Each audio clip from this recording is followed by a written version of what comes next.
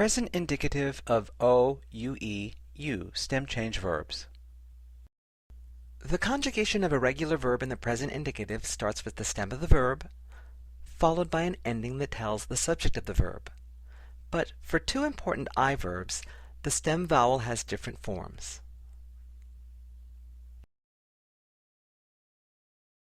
It changes back and forth among three different forms as the verb is conjugated. In this class, the change is between U, O,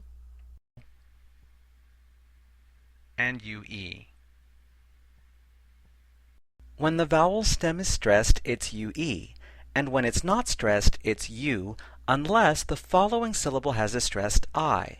When it does, then the stem vowel changes to O.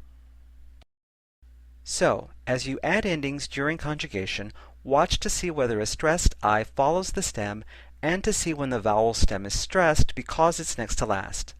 This sort of vowel stem change happens with only two verbs. Here's the first one. You start with the stem that has this variable vowel stem. If the subject is yo, the ending is o, and that puts the vowel stem next to last, and so it's stressed. And so the stem is we. If the subject is tú, the ending is es, and the vowel stem is stressed. If the subject is usted, él, or ella, the ending is e, and again, the vowel stem is stressed. Now, if the subject is nosotros or nosotras, the ending is imos, and in this case, because imos has two syllables, this is the next to last syllable, and so the stress falls here.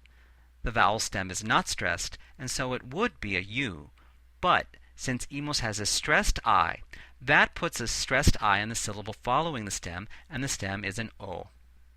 If the subject is vosotros or vosotras, same thing.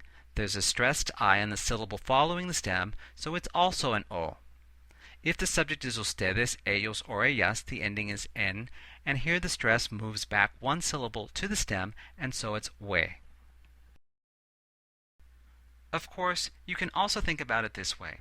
The stem is we in all forms except the nosotros and vosotros forms, where it's o. And again, this pattern happens with only two verbs, dormir and morir.